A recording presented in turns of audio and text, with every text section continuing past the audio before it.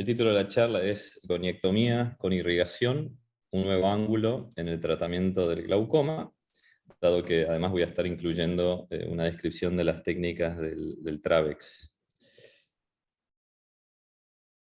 Como les decía, la idea es compartir mi experiencia a lo largo de más de una década haciendo goniectomía con irrigación, en una práctica en todos los lugares donde estuve, principalmente focalizada en glaucoma y cataratas de alta complejidad.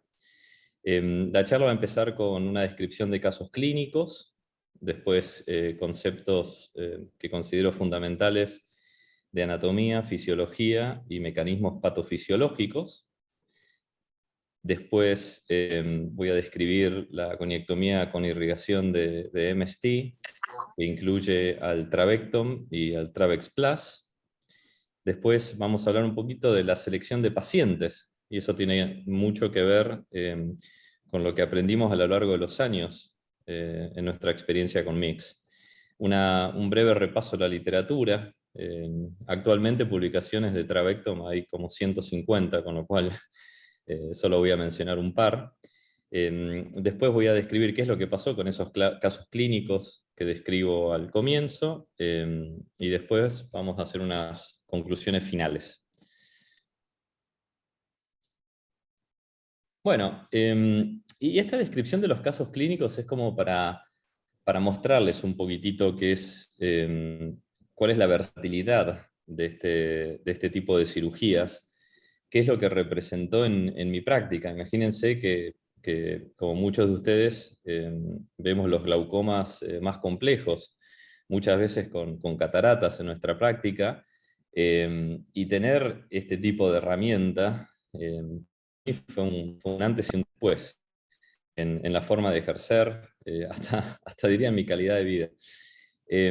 Esta es una paciente de origen mexicano que vivía en Connecticut, en Yale, cuando yo ejercía ahí, que se presentó con 59 años de edad. Ella tenía una artritis reumatoidea que le estaba afectando el ojo, tenía una queratitis ulcerativa periférica, escleromalacia, una uveitis anterior que estaba leve, controlada con corticoides tópicos. Y tenía una presión de 25 milímetros de mercurio con una terapia máxima tolerada y unas cataratas leves en ambos ojos. Bueno, este es un paciente que antes de la era mix eran bastante difíciles de tratar, ¿no? O sea, hacerle una trabeculectomía a una paciente como esta es muy difícil, altísima chance técnicamente difícil y altísima chance de complicaciones severas, con lo cual uno puede terminar haciéndole más mal que bien. Poner una válvula también es complejo, ¿no? Tenemos escleromalacia.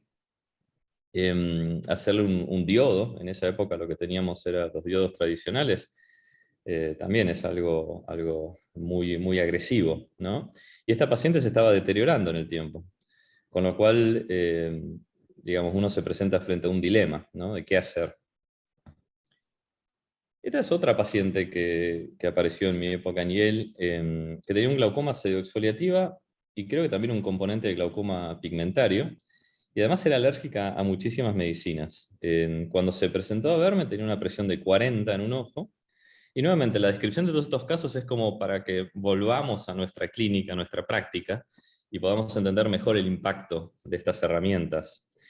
Entonces tenía una presión de 40 en un ojo, mayor a 20 en el otro ojo, tolerando solo una medicina, una pobre respuesta a la trabeculoplastía selectiva, una señora con un componente ansioso dramático, a quien imagínense, digamos, qué es lo que tengo que hacer, ¿no? O sea, tradicionalmente le hubiese hecho probablemente una trabeculectomía en ese ojo con una presión de 40. E imagínense una persona bastante inestable emocionalmente tener que cargarse al hombro hacer una trabeculectomía, ¿no?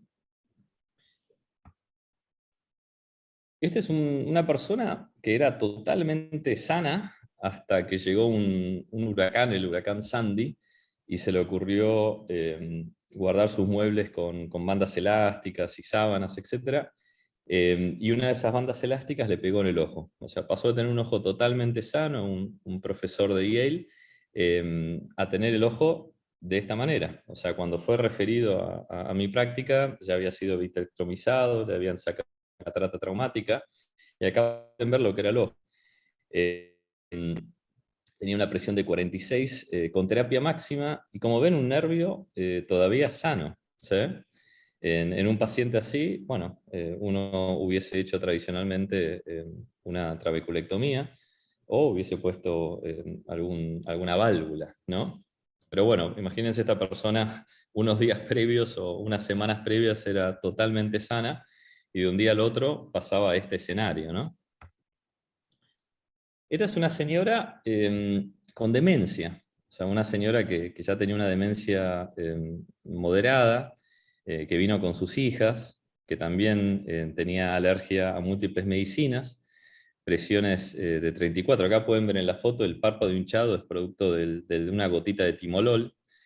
Eh, Toleraba los análogos de la prostaglandina, pero las presiones estaban en 34, sin respuesta a la trabeculoplastía selectiva. Una señora con un glaucoma pseudoexfoliativo, con las lentes intraoculares colgando ahí de un par de zónulas, con el vítreo que saludaba desde atrás, esperando la oportunidad para irse a la cámara anterior. Y bueno, nuevamente, una paciente que con presiones de 34 iba a perder visión de forma bastante rápida. Había que tener presente el contexto de la demencia, la dificultad para los seguimientos, con lo cual nuevamente comprometerse a hacer una cirugía tradicional en esta persona era un gran compromiso, ¿no? Y sin hablar de la posibilidad del vítreo entrando en la cámara anterior y bloqueando una trabeculectomía o un tubo, ¿no? Con lo cual se podía destacar la necesidad de hacer una cirugía todavía más invasiva combinándola con una vitrectomía. Y este es otro paciente que apareció en mi consultorio, también un cirujano vascular, ya retirado de 80 años, que tenía un glaucoma pseudoexfoliativo y además unas cataratas bastante significativas. Y este campo visual que ven ahí es un 10-2, con lo que pueden ver que prácticamente le quedaba una isla paracentral de visión de 4 grados. ¿Sí? Su presión con máxima terapia era de 44. Esta persona tradicionalmente, bueno, tenemos un riesgo de snuffing importante, o sea, la posibilidad de que pierda esa pequeña islita producto de alguna cirugía traumática, como puede ser la trabeculectomía combinada con una cirugía de catarata, ¿no? Y esta chica, después les voy a contar al final de la charla, porque tiene una relación con México importante. Es una paciente, hija de médicos, que me vino a ver, me fue referida por otro colega, con presiones de 40, con terapia máxima, debido a que usaba corticoides de forma recurrente, sin prescripción ni control por parte de un médico, debido a orzuelos. Y ya cuando me vine a ver, tenía la presión arriba de 40, un nervio excavado de 0.8, una agudeza visual ya de 20/400, con un glaucoma secundario, un glaucoma corticoide, ¿no? 19 años. Y este es un paciente amigo directamente de mi familia, un chico de 40 años, un señor de 40 años, con una miopía muy, muy alta, no sé si un largo axial de 25, 30, historia de múltiples desprendimientos de retina, con colocación de aceite de silicón, y bueno, acto seguido desarrolló el glaucoma. Obviamente tenía una conjuntiva adherida, 360 grados, un pésimo candidato para una trabeculectomía o para una colocación de válvula. Yo le hice varias cirugías tratando de eliminar los resabios del aceite de silicón que tenía tanto en la cámara posterior como la anterior, con el aceite emulsificado, obstruyendo la malla trabecular. Y le hice un par de micropulsos que durante un tiempo funcionaron para temporizarlo. Ahora, al momento previo a tener que decidir otra cirugía de glaucoma, él tenía una presión con picos de 40, y toleraba muy mal la acetazolamida, ¿no? Con lo cual, ¿qué hacer en esta persona? Bueno, eso fue una introducción para que volvamos a nuestra práctica diaria, lo que vemos en los hospitales, en los consultorios de glaucoma, ¿no? Y ahora volvemos a la teoría para hablar un poco sobre anatomía, fisiología y mecanismos patofisiológicos de glaucoma en general. Bueno, la idea es compartir estos conceptos que aplican al racional de la decisión de hacer este tipo de intervenciones en nuestros pacientes. El primer concepto es que, contrario a como se pensaba en el pasado, la malla trabecular es una estructura dinámica, ¿sí? Y este es un videíto de cortesía de Murray Johnston, que lo pueden encontrar en YouTube, donde revertieron el gradiente, o sea, hicieron que el líquido en realidad entre de forma pulsátil desde el canal de Schlemm o las venas episclerales hacia la cámara anterior, ¿no? Esta es una imagen donde se puede ver lo importante que conceptualmente hay una elasticidad de la malla trabecular, ¿sí? Y esa elasticidad, esa dilatación, tiene una capacidad también de retracción, ¿sí? Es una estructura bien elástica, ¿sí? Y nosotros con cada sístole que tenemos, se produce un movimiento así muy sutil en la malla trabecular que ayuda a bombear el líquido, el humor acuoso, a través de la malla trabecular al canal de Schlemm y luego a las vías distales del drenaje, de la vía convencional de drenaje del humor acuoso, ¿sí? Ahora, como estaba diciendo, para que esto funcione como corresponde, de forma fisiológica, requiere que los tejidos que componen esta bomba mecánica estén sanos y estén equilibrados, ¿sí? Y acá lo que pueden ver es una microscopía electrónica de barrido en una malla trabecular normal, donde pueden ver las trabéculas redonditas y bien definidas, rodeadas por espacios intertrabeculares, ¿sí? Ahora, cuando una persona desarrolla glaucoma primario de ángulo abierto, por lo menos en algunos fenotipos de glaucoma primario de ángulo abierto, lo que se produce es un ensanchamiento con el tiempo de esas trabéculas y un achicamiento y desaparición de esos espacios intertrabeculares, ¿sí? O sea, hay una deformación del tejido. E imagínense que con esta alteración de tejido también se pierden las propiedades que permiten que esa bomba mecánica unidireccional funcione de forma pristina. Cuando miramos ahora de este lado, del lado derecho, podemos ver qué es lo que pasa con la pseudoexfoliación. ¿Sí? Tenemos ese depósito de fibrillas de pseudoexfoliación sobre las trabéculas, que como si fuese una capa de nieve, ¿no? De alguna manera van tapando y cerrando todos esos espacios, además de alterando la función y las propiedades primordiales de las estructuras, ¿sí? No sé si muchas veces si uno mira con detenimiento cuando hace cirugías, o sea, aparecen pedacitos o hasta placas de material pseudoexfoliativo que cubren la malla trabecular.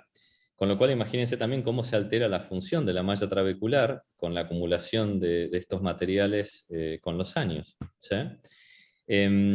Y por ejemplo, en casos de glaucoma corticoide, sabemos que hay cambios funcionales y morfológicos a nivel de la malla trabecular, como es el cross-linking de las fibras de actina que se pueden ver del lado derecho en este slide.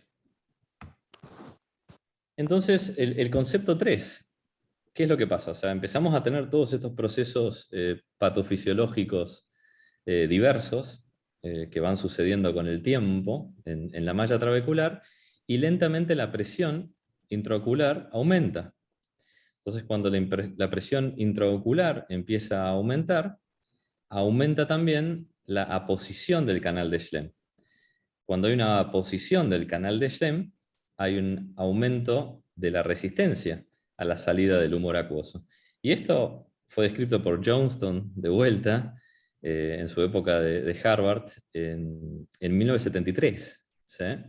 Con lo cual, fíjense cómo nos estamos empezando a meter en un ciclo vicioso, ¿no? Donde hay al principio unos cambios estructurales, una pérdida de función, un aumento de la presión que a su vez produce mayor aumento de la presión. ¿Sí?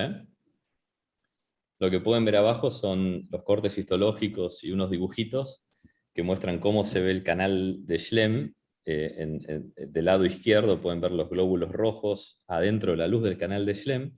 Después, con presiones neutrales, fisiológicas, pueden ver cómo ese canal de Schlemm es más angosto, ¿sí?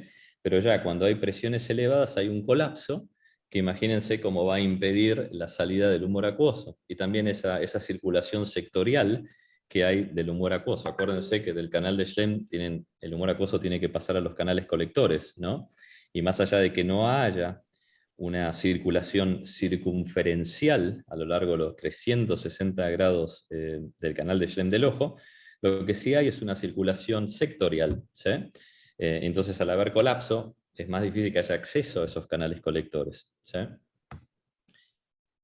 Entonces, como les decía, se genera y se perpetúa un ciclo vicioso. Entonces, en definitiva, son dos mecanismos que estoy describiendo acá, que producen el aumento de la presión intraocular. El primero es la transformación de la malla trabecular en una barrera para el paso del humor acuoso, y el segundo es el colapso del canal de Schlemm. Y el cuarto concepto que es muy importante es que existe una resistencia residual de la parte distal del drenaje de la vía convencional del humor acuoso. O sea, hasta ahora estábamos hablando de la parte proximal, ¿no? La parte proximal comprende a la luz del canal de Schlemm, la malla trabecular. La parte más distal actúa a partir de los canales colectores, ¿sí? Y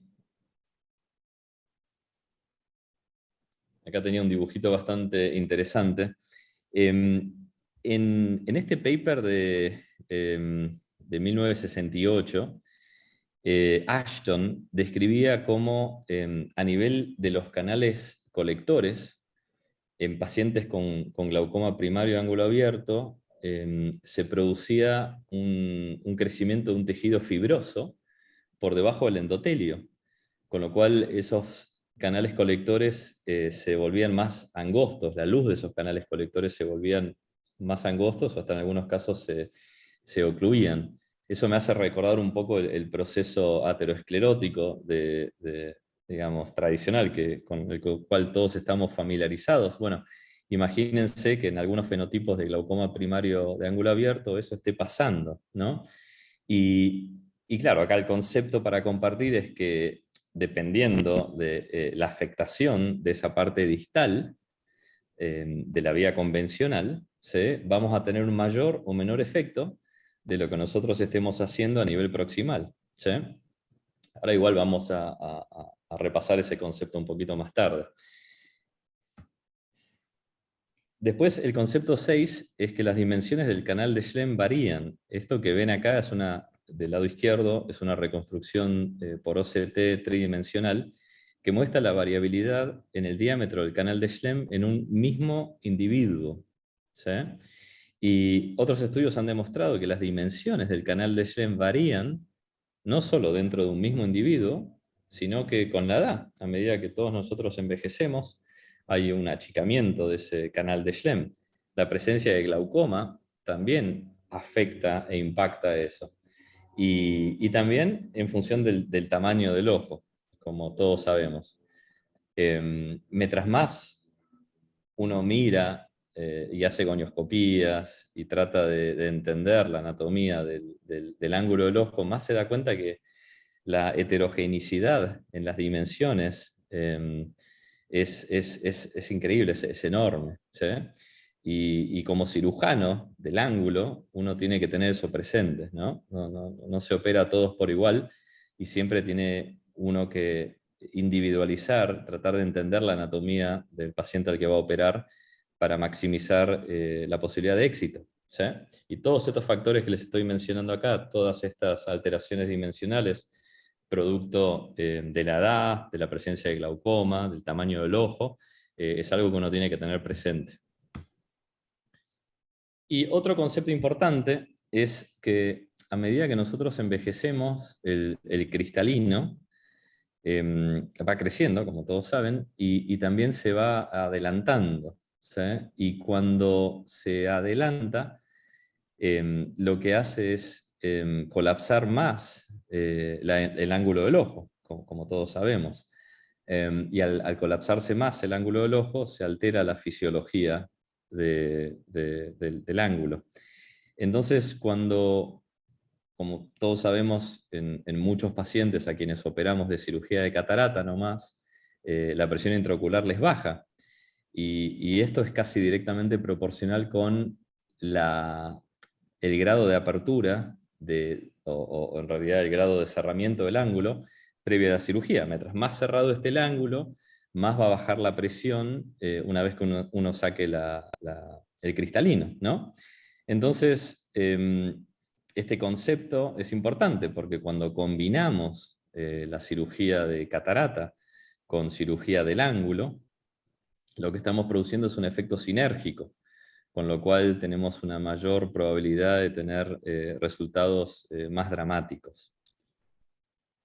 Y esta en realidad esta imagen es una reconstrucción de una resonancia magnética de alta definición, donde se puede ver en un mismo individuo antes y después, digamos, el ojo partido, ¿no?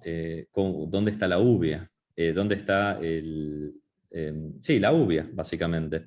Y lo que demostraron estos investigadores es que después de la cirugía de catarata, la úvea se retrotrae, o sea, hay una reducción del perímetro coroidal en promedio de 1 milímetro.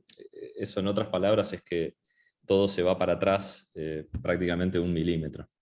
Lo cual se traduce en una apertura muy grande, mucho mayor del ángulo del ojo. Entonces, ahora vamos un poquito a la parte histórica, ¿no? Más o menos, cuando yo hice mi fellowship en el 2010, como les decía, en esa época el trabecto me estaba recién empezando a aparecer y era el primer mix en el fondo. Con lo cual a nuestros pacientes nuestro algoritmo de tratamiento era gotas, láseres como la trabeculoplastía o el argón, y después teníamos que pasar a las cirugías incisionales, que tradicionalmente, dependiendo de la escuela en la que uno se formó, se empezaba con las trabeculectomías, si eso fracasaba, se pasaba a los implantes, y eventualmente, si todo eso fracasaba, se pasaba a la ciclodestrucción, ¿sí?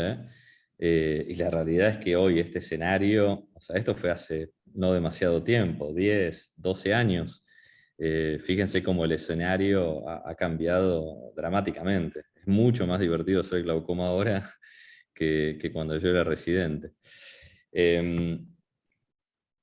Y bueno, ¿qué es lo que pasaba? O sea, cada vez que uno decidía hacer una cirugía tradicional, es un poco como el matrimonio, ¿no? O sea, es un compromiso de por vida con cada uno de nuestros pacientes. ¿Por qué? Porque tenemos potenciales complicaciones a corto plazo, inmediatas, en un periodo temprano, en el posoperatorio, y también a largo plazo, ¿no? Un colega decía que la mejor manera de hacer glaucoma es quedarte un par de años en cada lado y después ir yéndote, ¿no? Para evitar tener que lidiar con estas complicaciones tardías. Pero bueno, las complicaciones tardías pueden ser, como las tempranas, pueden ser nefastas, ¿no? Este estudio de TVT muestra que hay una tasa de complicaciones a 5 años de un 50%, que pueden ser complicaciones menores, fáciles de resolver, o complicaciones más serias, tanto en trabeculectomías como en válvulas. Recuerden que en este estudio se hacía una segunda trabeculectomía o se colocaba una válvula en pacientes que ya habían tenido una trabeculectomía, con lo cual, bueno, son pacientes de alto riesgo. Pero bueno, hay que lidiar con todo este tipo de complicaciones constantemente, ¿no?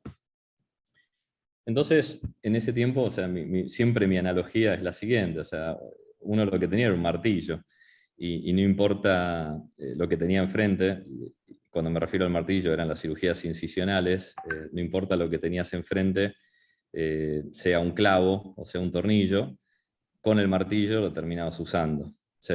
Y la realidad es que toda esta revolución de cirugías mix y estos nuevos avances que hay, nos han permitido que este escenario cambie dramáticamente. Yo ya no me siento de esta manera, cuando antes en el pasado sí, en algunas situaciones me he sentido dándole a un tornillo con un martillo. Bueno, en el 2004 el Trabecton fue aprobado por el FDA de Estados Unidos y este realmente fue el primer mix o el inicio de la era mix. Y qué es el... Bueno, ahora voy a pasar a describir un poquito el tema del Trabecton, ¿no? Pero esto tiene mucho que ver con el doctor Barbelt, que falleció hace no demasiado tiempo, hace 2 años más o menos, que fue uno de los inventores del Trabecton, ¿no? Y tenemos que agradecerle porque eso fue como el Big Bang de toda esta nueva era de tratamientos del glaucoma que estamos viviendo, que es realmente muy emocionante. Bueno, vamos a hablar entonces de la goniectomía con irrigación. MST, creo que fue alrededor del 2019, compró la empresa que fue fundada en su momento por Barbelt, llamada Neomedics. Incorporó los productos de Neomedics y ahora los está haciendo que evolucionen a nuevas versiones, nuevas y mejores versiones. Entonces la goniectomía con irrigación, que comprende al Trabectom y al Trabex, es un tratamiento quirúrgico mínimamente invasivo que permite la eliminación eficiente, precisa y rápida de una banda central de la malla trabecular. Entonces, al remover la malla trabecular, esa barrera que les describía en los distintos mecanismos patofisiológicos del glaucoma, se minimizan las posibilidades de sinequias, cicatrización y reoclusión de los canales colectores. Históricamente, creo que había sido Barkan, hace como 100 años, que sugirió hacer una trabeculotomía AP interno. El tema es que en esa época lo que usaban unos cuchillitos y lo que hacían era cortar la malla trabecular. Imagínense que el grado de precisión que uno podía tener no era tan alto, ¿no? Entonces cuando uno cortaba la malla trabecular, también podía estar cortando la pared externa del canal de Schlemm, donde estaban los canales colectores, y obviamente esa injuria podía producir cicatrización y cerramiento de esos canales colectores. Al mismo tiempo, lo que se producía es, al dejar estos tejidos patológicos, flácidos, y al no removerlos, los canales colectores es como un vacuum, ¿no? O sea, succionan, digamos, por ahí sale líquido. Entonces, si tenés encima de un canal colector una malla trabecular suelta y flácida, bueno, hay una alta chance de que eso termine colapsando y ocluyendo ese canal colector. Y bueno, un poco lo brillante de Barbelt fue que repensó esto y dijo, bueno, ¿por qué no desarrollo un instrumento que me permita remover de forma delicada, protegiendo la pared externa del canal de Schlemm, simplemente tocando la zona más patológica y removiendo esa zona patológica, que es la malla trabecular, evitando también dejar tejido, y de esa manera probablemente tenga mejores resultados.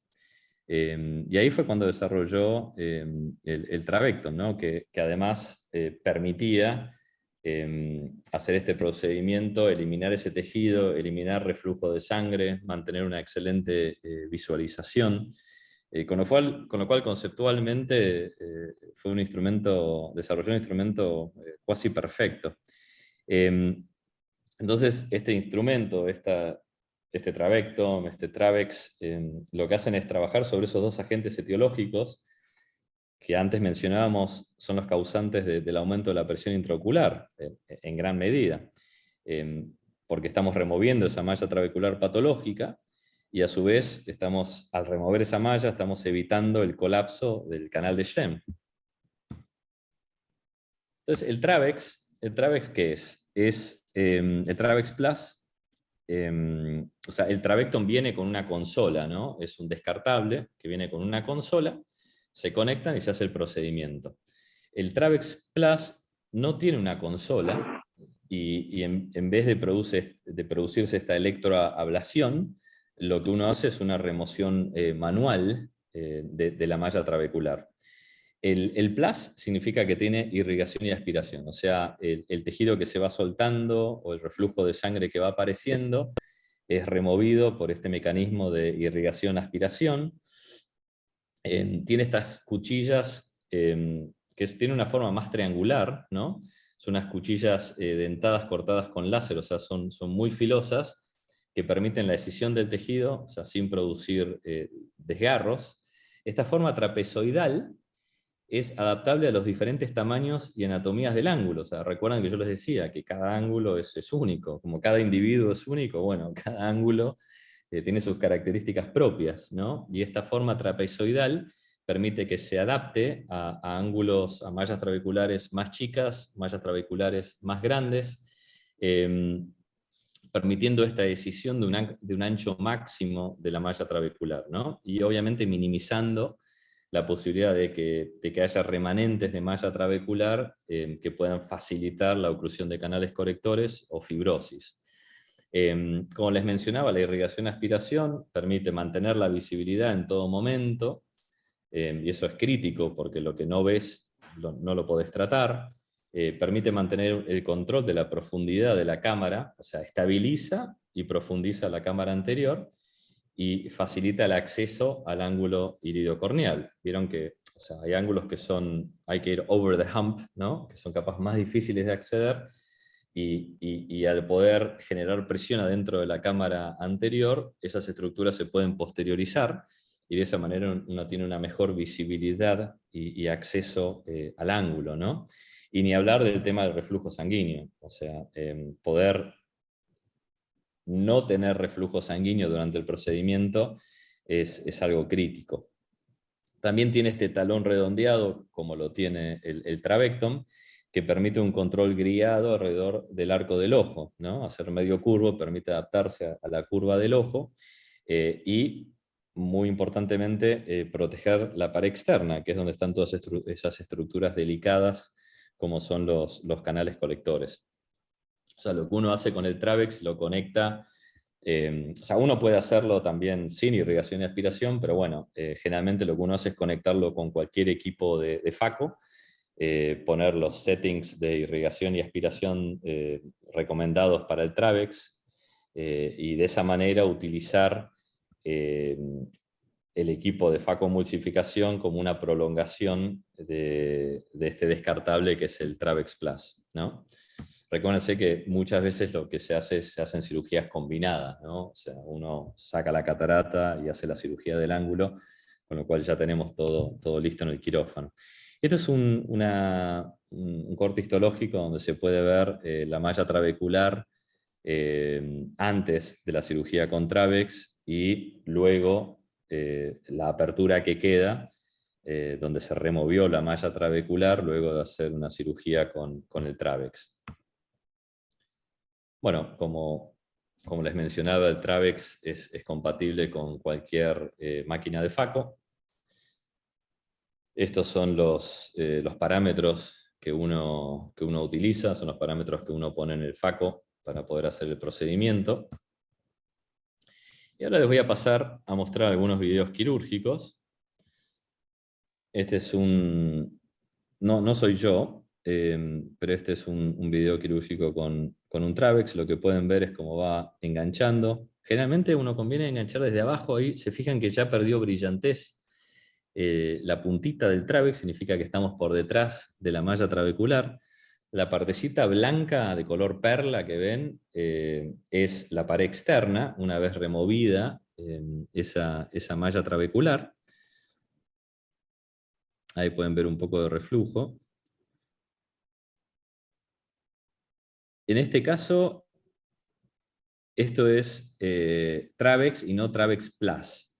Esto es un Travex sin irrigación, aspiración, que también está disponible, donde lo que se pone es viscoelástico en la cámara anterior. Pero bueno, acá la desventaja que pueden ver es que puede haber ya reflujo de sangre y bueno, cuando se mezcla el viscoelástico con la sangre se hace bastante denso el tema. Fíjense que acá el cirujano está metiendo más viscoelástico para tratar de eliminar esa sangre y poder tener mejor visibilidad.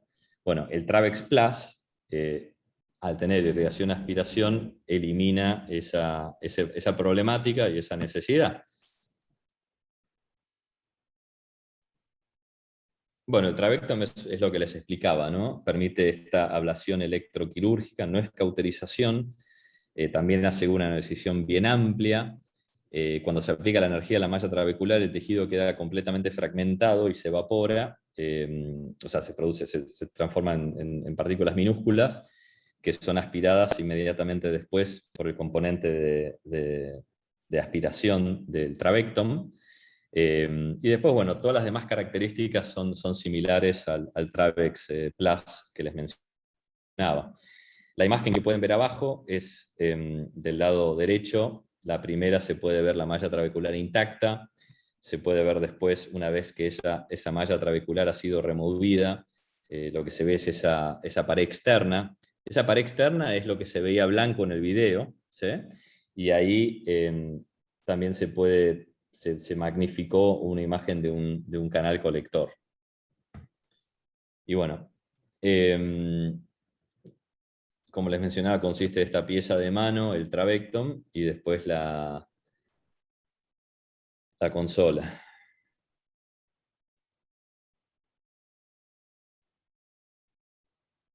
Quizás en el pasado uno de, de las dificultades que la gente mencionaba bueno, que para poder hacer este procedimiento tenías que comprar la consola, que no era algo barato. Entiendo que en el hospital de ustedes tienen el equipamiento, con lo cual eso no es una limitación para ustedes. Bien, este sí es un paciente mío, este es el cirujano, perdón, es el profesor de Yale que había sufrido el trauma en el ojo con la banda elástica, y acá pueden ver cómo le estoy haciendo la cirugía de trabectom. Fíjense cómo engancho por debajo, meto la puntita por detrás de la malla trabecular, que queda un poquitito más tapadita, y ahí avanzo para un lado y para el otro.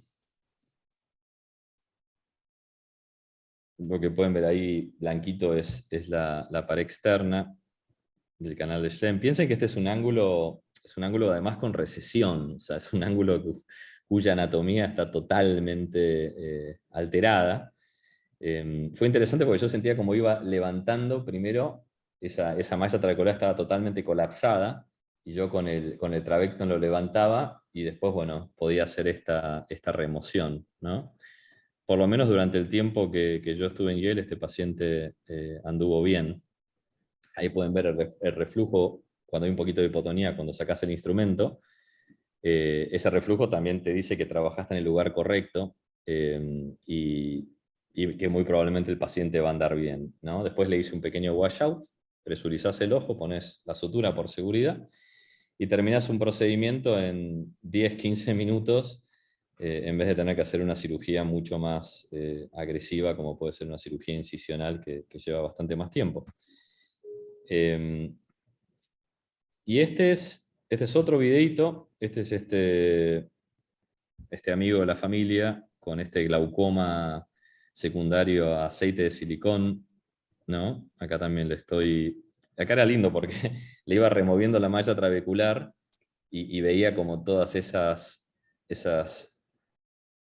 ese silicón emulsificado estaba impregnado dentro de la malla trabecular. Ya no había prácticamente silicón flotando porque se lo había eliminado casi todo con los repetidos washouts que había hecho en el tiempo, pero el silicón que ya había sido incorporado a la malla trabecular estaba ahí causándome esos picos de presión, y bueno, en una cirugía de un par de minutos pude revertir ese mecanismo patofisiológico. Este es otro paciente, también un paciente mío.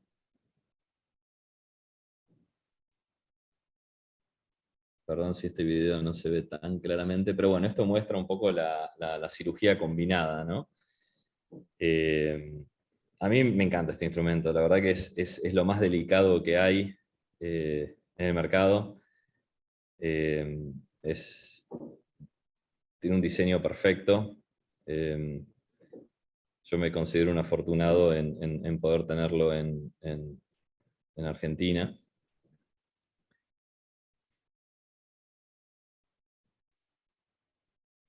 Al principio, cuando uno hace estas cirugías y hace cirugía de catarata y bueno, tiene un poco de reflujo de sangre, puede ser algo a lo que uno no está acostumbrado, pero la realidad es que rara vez produce algún inconveniente.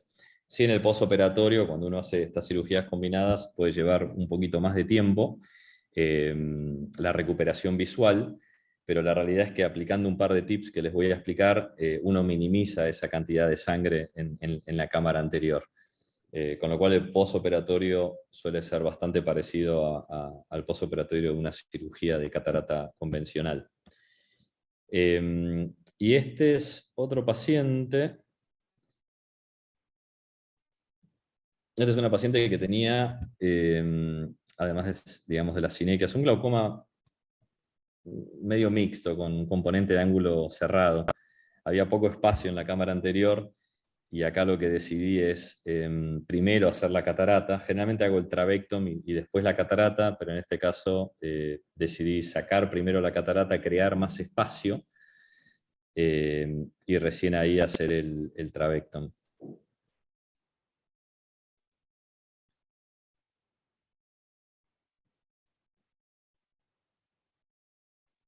Que me permitiría una visualización y una mayor amplitud para poder trabajar tranquilo.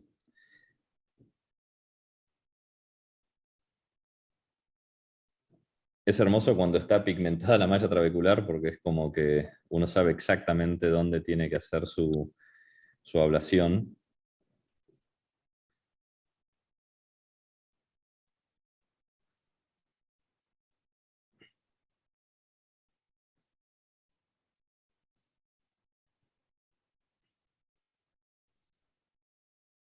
Bueno, bueno, entonces, en base a todo esto que estuve mencionando a lo largo de los últimos 40 minutos, vamos a pensar y tratar de racionalizar la selección de pacientes, ¿sí? Eh, entonces, ¿cuáles son los pacientes ideales? El paciente ideal es aquel paciente cuya patología principal se encuentra en el tejido trabecular, ¿no? Porque estamos trabajando en el tejido trabecular. Entonces, pacientes con glaucoma pseudoexfoliativo es mi cirugía de preferencia. O sea, yo cuando aparece un paciente con glaucoma pseudoexfoliativo en mi consultorio me emociono porque sé que voy a poder resolver el problema haciendo una cirugía de trabectom, ¿sí?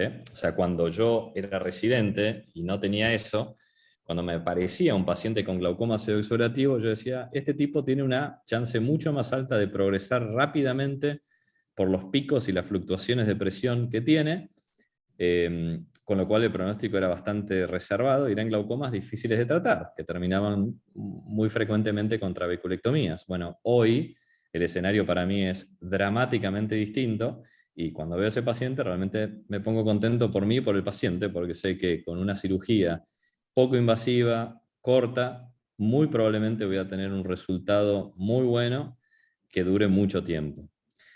Glaucoma pigmentario. Bueno, similar, la patología está principalmente a nivel de la malla trabecular, o sea, son vías de drenaje del ojo sanas, pero que en la parte distal, pero que en la parte proximal están siendo afectadas por la acumulación de pigmento. Glaucoma inducido por esteroides. Nuevamente, la patología principalmente está en la malla trabecular. glaucoma secundario, aceite de silicón. Yo creo que hay una forma de hacerlo, pero una vez que uno, y esa forma es tratar de eliminar absolutamente todo residuo emulsificado de aceite de silicón, y una vez que uno logra eso, remover la malla trabecular puede llegar a producir un muy buen resultado. Hay glaucomas secundarios también al uso repetido de anti-VEGF. Bueno, se piensa también que la patología de glaucoma con el uso repetido de anti-VEGF está a nivel de la malla trabecular, y esos pacientes también pueden responder bien. Después, cuando hablábamos, ¿se acuerdan del trabajo de Ashton que describía la acumulación de un tejido fibrótico por debajo del endotelio de los canales colectores? Bueno, hoy día sabemos que el glaucoma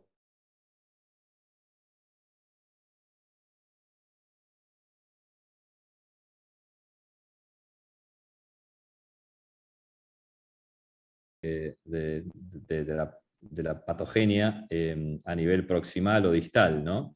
Entonces, a la hora de hacer el trabectom, uno tiene que tener presente que, o el trabex, que uno está trabajando en la parte proximal, y el éxito de esa cirugía va a tener una relación directa con cuán afectado esté la parte distal del drenaje del ojo, ¿sí? Eso nos debería ayudar a entender un poquito mejor la variabilidad que puede haber en la tasa de éxito, ¿no? Dependiendo de eso. Nuevamente, siempre tratando de entender qué es lo que está pasando con el paciente. No todos son iguales, ¿no? El ángulo estrecho con sinequia leve. Bueno, la realidad es que en el glaucoma crónico de ángulo cerrado, también los mecanismos patofisiológicos son a nivel de la parte proximal de la vía convencional de drenaje del humor acuoso, ¿no? Entonces, si uno corrige eso, si uno elimina esa malla trabecular, si uno elimina ese colapso del canal de Schlemm, si uno amplía esa cámara anterior, removiendo también la catarata, muchas veces podemos mejorar dramáticamente la situación de estos pacientes. Entonces, cuando el objetivo, y esto es como una indicación general, cuando el objetivo es bajar la presión entre un 20, y esto es basado en resultados, ¿no? Cuando el objetivo es bajar la presión entre un 20 y un 30%, o llevarla a valores entre 14 y 17, o disminuir el número de medicinas, bueno, esta cirugía está indicada. La condición del cristalino no importa, ¿no? Yo, más allá de que yo les decía que hacer una cirugía combinada puede tener un efecto sinérgico, hacer una cirugía combinada es fundamental en casos de glaucoma de ángulo estrecho o cerrado, ¿sí?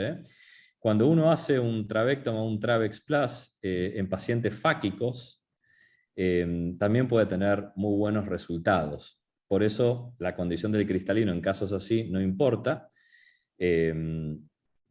porque tenemos un efecto en sí mismo por el procedimiento, ¿sí? ¿Cómo es el régimen postoperatorio? Bueno, yo generalmente lo primero que paro obviamente es las medicinas vía oral, acetazolamida, mantener la medicación hasta una semana post-op y después reducirla en función de la PI. O sea, dependiendo de cómo yo pienso que va a responder el paciente, puedo parar más de una medicina inmediatamente después de la cirugía, pero no me apresuro. Generalmente, o sea, tener hipotonía por este procedimiento es casi imposible. Si uno hizo, o sea, si uno hizo el procedimiento donde lo tenía que hacer, que es donde uno lo hace la mayoría de las veces, salvo quizás en un principio en la curva de presión, si uno no está perfectamente asesorado. Pero bueno, la realidad es que hipotonía no está asociado a esto, entonces uno tiene el tiempo que necesite para ir reduciendo las medicinas en base a la respuesta. Y bueno, nada, como en toda cirugía de glaucoma es importante tener presente la potencial respuesta corticoide de los pacientes, que al principio uno los trata como si fuese una cirugía de catarata, les da un poco de corticoide durante un par de semanas. También yo siempre uso pilocarpina, me encanta usar pilocarpina. Es una medicina que no me apresuro en parar, porque creo que ayuda muchísimo a la prevención de sinequias, y además creo que tiene un efecto sinérgico también significativo.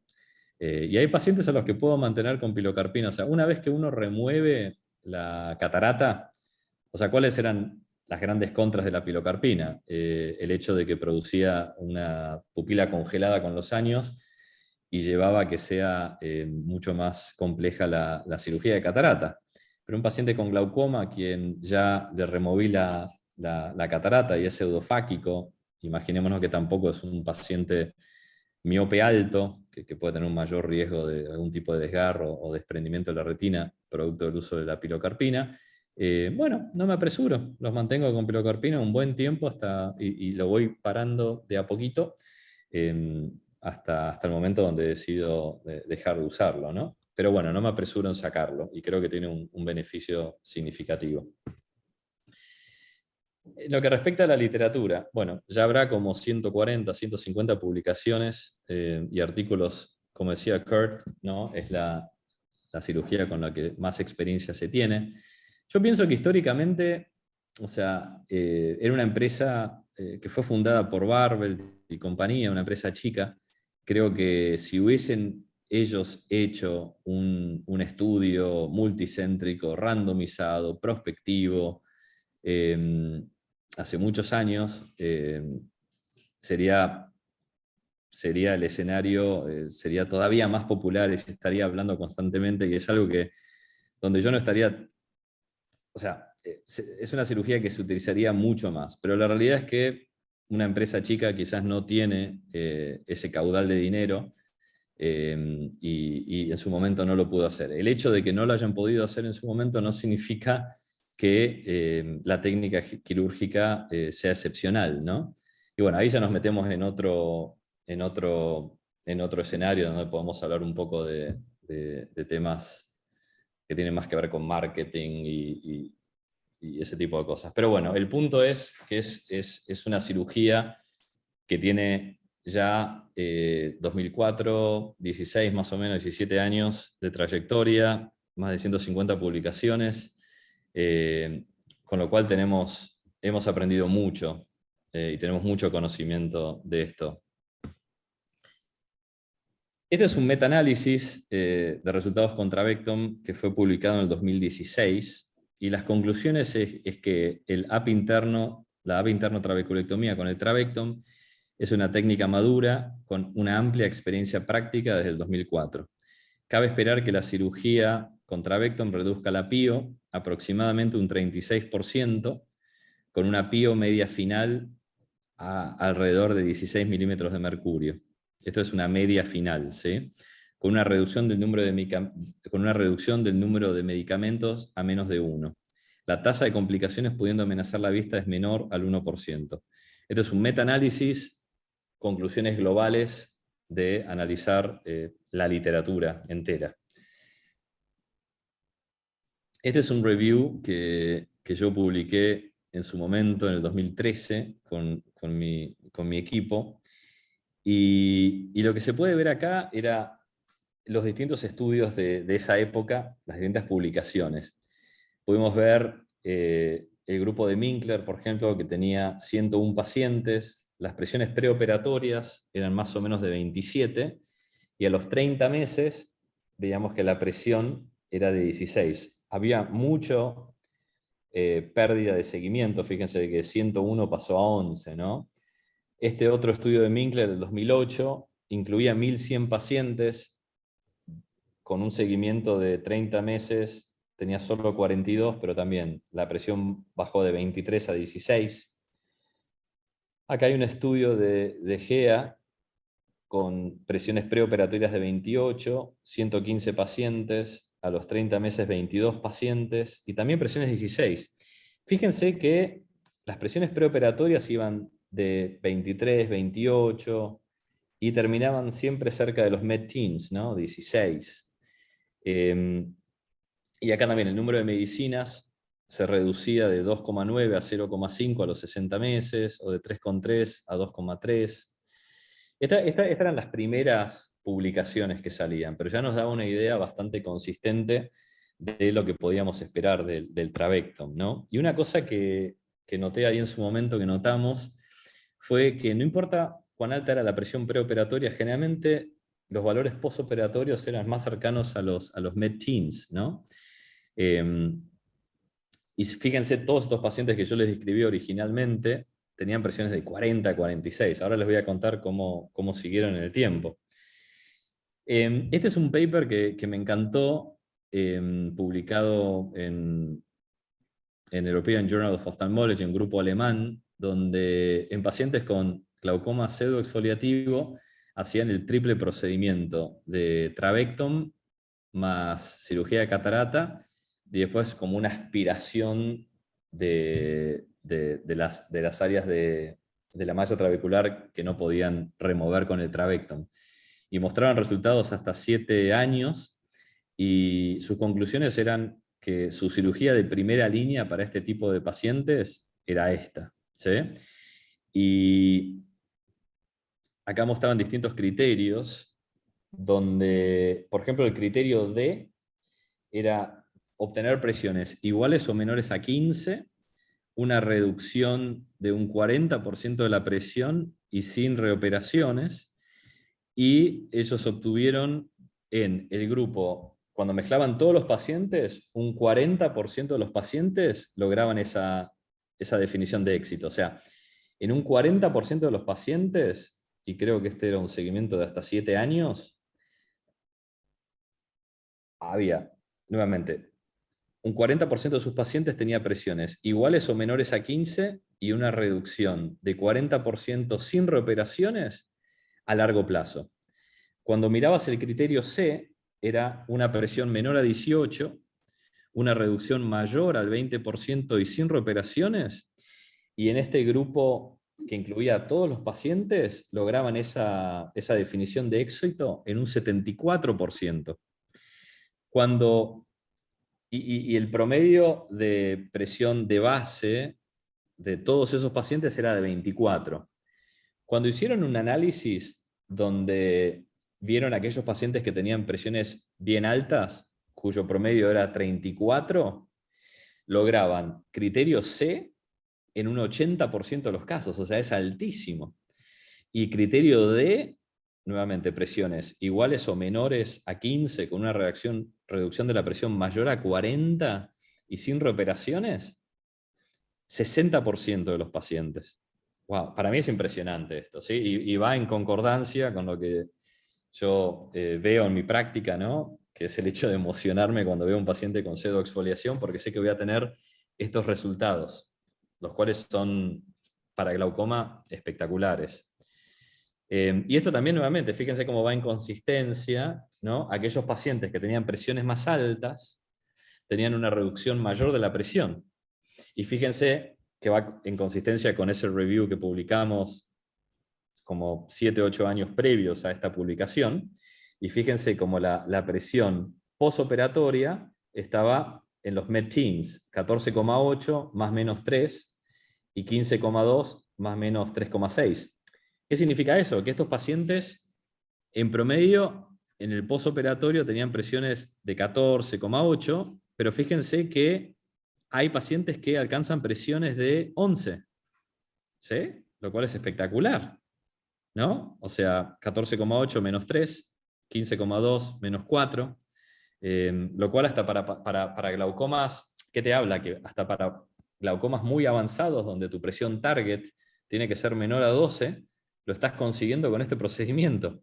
Procedimiento que nuevamente tiene una tasa de complicaciones severas menor al 1%, o sea, es muy seguro, procedimiento que te lleva 10 minutos de cirugía y que produce un placer genuino hacerlo, ¿no? Y que tiene, bueno, sí, nuevamente, muy pocas complicaciones, con lo cual es un no-brainer hacerlo. Bueno, sigamos. Nada, esto habla un poquito del beneficio de tener la irrigación-aspiración por todas las cosas que ya mencioné, la estabilidad de la cámara anterior, la prevención del reflujo, la visibilidad, comparado con técnicas como pueden ser el Cajuc, donde necesitas poner viscoelástico en la cámara anterior, donde cuando haces el procedimiento, y yo lo he hecho y he publicado, claro, cuando uno no hace un pase perfecto de buenas y primeras y empieza a tener reflujo de sangre, bueno, ya la visibilidad se te complica un poco y bueno, lo que tenés que hacer es inyectar nuevamente viscoelástico, pero bueno, es como que se va enrareciendo el escenario quirúrgico, ¿no? O sea, al tener irrigación y aspiración, podés ir lo más lento posible, bien tranquilo, que sabés que la pérdida de visibilidad no va a ser un problema al que vas a tener que enfrentar si no haces un pase perfecto de buenas y primeras. Esto mostraba un poco la primera década de cirugía con trabectom, donde se veían esos resultados que ya describí. Bueno, un poco acá del valor sinérgico de la cirugía combinada, pero sabemos que también hacerlo solo tiene su efecto. Que este estudio mostraba que en pacientes con trabeculectomías falladas, hacer un trabectom también puede tener una alta tasa de éxito. Hay trabajos donde hasta se ha combinado con, o sea, a ver resultados de válvulas de Amet versus resultados de trabectom y se ha encontrado resultados muy similares, ¿no? Entre ambos procedimientos. Bueno, ¿qué pasó con mis casos clínicos? Esta paciente de México, la operé, le hice una cirugía combinada en su momento y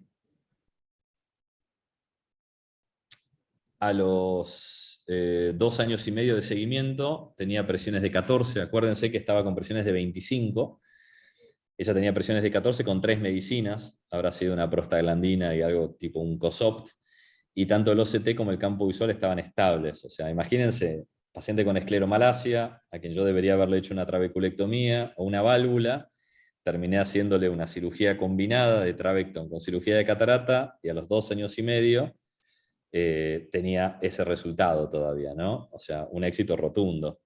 De estos pacientes no tengo seguimientos de muchísimos años por el hecho de que después me fui de Yale y ya no contaba con esa información. Después esta otra señora, también con la presión en 40 en un ojo, terminé operándola de facotravectom en ambos ojos, y a los 2 años de seguimiento, acuérdense, tenía glaucoma pseudoexfoliativo, la presión estaba en 18 sin medicinas, en ambos ojos. En el ojo con la presión más baja, obviamente presión de 18 sería ideal, es perfecta. En el ojo un poco más dañado, en el ojo más dañado, quizás una presión de 18 estaba un poquito en el límite, pero bueno, eso el tiempo lo dirá. Igual de 40 a 18 es un éxito significativo. Este paciente con el ángulo con recesión, traumático, multifactorial, también la presión a un año estaba de 40, había bajado a 14 con un COSOPT.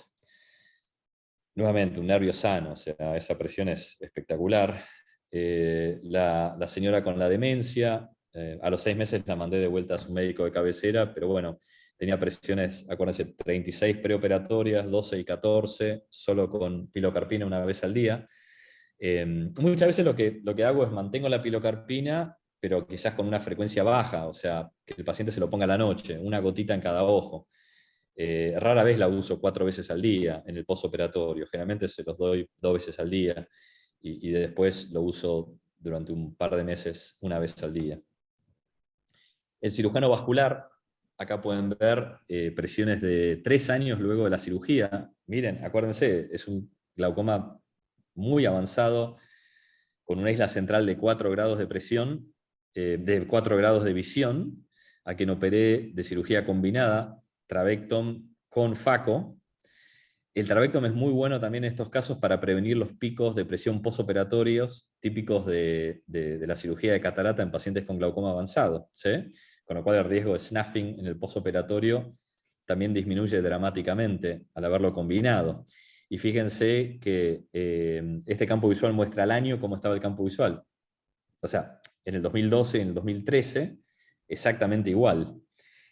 A los 3 años tenía presiones entre 11 y 12, acuérdense que estaba en 40 previo a la cirugía, y la visión en 20/40, acuérdense que estaba en 20/80 previo a la cirugía, solo con el uso de un COSOPT, nuevamente, un éxito rotundo.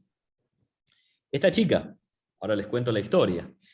ella vino a verme, acuérdense, tenía un glaucoma corticoideo, y yo en esa época, la ANMAT, el agente regulador de Argentina, todavía no había aprobado el Travectom.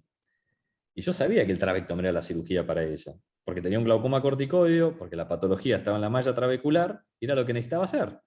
Pero como no lo tenía, dije, bueno, ok, le voy a poner una válvula. Le puse una válvula que lamentablemente y obviamente terminó fibrosando, con lo cual la presión estaba altísima nuevamente, después de un par de meses nomás. Entonces lo que hice fue, la llamé a Marina, a la doctora Ramírez, y le dije, tengo esta paciente, está dispuesta a viajar a México para que lo operes, y efectivamente eso es lo que pasó, y ya pasaron 3 años por lo menos, la presión de 40 está entre 13 y 16, ella es fáquica, obviamente, con presiones, solo con el uso de pilocarpina 2 veces al día. ¿Sí? Con lo cual también fue un éxito rotundo que tiene que ver con los pioneros en México, exalumnos de su escuela que han hecho este tipo de procedimientos, ¿no? Y este paciente familiar mío, amigo, básicamente está con presiones, esto fue nada, a la semana, pero ya ha pasado quizás un año o medio año, y también mantiene presiones de 12 o 14, con creo que 2 medicinas, con lo cual también un éxito significativo. Bueno, esto es simplemente una fotito que muestra cómo hasta en pacientes con ángulos cerrados, con sinequias, uno puede remover la catarata, crear espacio, después con el Travectom o el Travex hacer goniosinequiolisis, y una vez hecho esto, remover la malla trabecular, manejar al paciente con mucha pilocarpina en el postoperatorio, y con un poco de suerte lograr controlar la enfermedad con este procedimiento, en ese tipo de glaucomas. Bueno, en conclusión, ¿cómo ha modificado todo esto el tratamiento del glaucoma en mi práctica, ¿no? La realidad es que yo el Travectom, el Travex, los considero en todo el espectro de glaucoma, en todos los estadios, pero siempre obviamente trato de individualizar el cuidado. Hago un análisis muy exhaustivo de cada uno de mis pacientes, evalúo las probabilidades, las opciones en base a estas individualidades de cada paciente, y ahí, teniendo presente todos estos conceptos que acabo de compartir con ustedes, decido qué procedimiento hacer. Pero bueno, es una herramienta más en mi cajita de herramientas a la hora de prevenir la ceguera en mis pacientes. Y como potenciales efectos adversos a largo plazo que uno puede tener, bueno, acuérdense que la malla trabecular, además de tener la función de ayudar a eliminar del ojo el humor acuoso, también evita el reflujo de sangre hacia adentro del ojo. Generalmente hay un gradiente, la presión adentro del ojo es mayor que en las venas episclerales, con lo cual el líquido sale del ojo. Ahora hay situaciones donde hay una reversión de ese gradiente, como puede ser maniobras de Valsalva muy severas, cuando uno levanta pesas, o mismo cuando uno pone presión contra el ojo, está durmiendo, pone presión contra el ojo y descomprime el ojo, entonces hay un momento de hipotensión. Eso puede facilitar un reflujo de sangre hacia adentro del ojo. Si tenemos una malla trabecular intacta, no va a haber reflujo. Ahora, si eliminamos la malla trabecular, puede haber reflujo, ¿sí? Y yo a lo largo de los años tengo quizás 3 pacientes que cada tanto tienen un poco de reflujo de sangre. Si el paciente tiene un glaucoma muy avanzado, ese reflujo de sangre puede bloquear un poquito la malla trabecular que uno ha dejado y puede producir un piquito de presión. Lo que tiendo a hacer en casos así es, de vez en cuando también me pasa que con gotas y Travectom la presión baja demasiado. Entonces lo que hago es paro algunas gotas y trato de aumentar ese gradiente para que la presión adentro del ojo sea en prácticamente todos los momentos del día más elevada que en las venas episclerales. Entonces uno lo maneja de esa manera, o les trata de ver cuándo es que el paciente tiene ese problema. cuando veo un paciente quizás muy obeso, muy masivo, o si es una persona muy joven que levanta pesas, etcétera, quizás es una variable en contra de hacer este procedimiento, pero nuevamente, nada es perfecto en el escenario del glaucoma, con lo cual hago mis análisis de pro y contras y decido qué hacer. Pero bueno, esto es el único potencial efecto adverso a largo plazo que uno puede tener en un número reducido de pacientes que tengo presente, ¿no? Entonces, ya terminando, en conclusión, el Trabectom, el Travex, el Travex Plus, para mí son una herramienta indispensable en mi práctica diaria. Es una opción quirúrgica rápida, son opciones quirúrgicas rápidas, efectivas y seguras para individualizar más el cuidado del paciente glaucomatoso. Revitalizan la vía fisiológica de drenaje del humor acuoso, eso es muy importante, no estamos creando una vía paralela, sino que estamos revitalizando la vía fisiológica natural del paciente. A mayor compromiso de la vía proximal, o sea, de la parte proximal de esta vía, más chance de éxito sostenido, menos chance de éxito en caso de compromiso de la vía distal. Se puede hacer sola o combinada con FACO. Generalmente los pacientes alcanzan una PIO de alrededor de 15 con el uso concomitante de medicinas. Tiene un excelente perfil general de seguridad y uno puede esperar una reducción de la PIO dependiendo de cuán alta es la presión de base, cerca de un 30 o un 36%, aunque puede ser mayor, como descrito en ese estudio alemán, en casos de presiones muy elevadas. Y nuevamente es dejar de darle con un martillo a nuestros tornillos y empezar a usar el destornillador de MST.